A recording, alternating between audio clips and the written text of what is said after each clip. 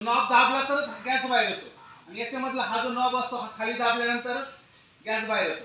पण आग गॅसचा सिलेंडर स्फोट केव्हा होतो की आग ज्यावेळेस ह्या रबरला गरम करून वितळते त्यावेळेस त्या रबरामधून गॅस बाहेर पडायला लागतो आणि ज्यावेळेस गॅस मोठ्या प्रमाणात बाहेर पडतो त्यावेळेसच गॅस सिलेंडर एकाच वेळेस भरता होतो. त्याला कमीत कमी 2 मिनिटं लागतात तिथपर्यंत आग जाईल. तोपर्यंत रेग्युलेटरला आग लागली असेल, पाईपला आग लागली असेल तर आपण त्या ठिकाणी पहिलं नॉब बंद करायचं. नाही बंद करता आला तर आपल्या घरामध्ये कांबळ असते, गोधडी असते, पोतं असतं, जे तुम्हाला सापडेल ते तुम्ही घ्यायचं आहे आणि ते घेतल्यानंतर पहिली गोष्ट आग जर तिथं लागली असेल तर हे पोतं घेऊन हे पोतं पूर्णपणे आग तुमची आग चालू राहू द्या.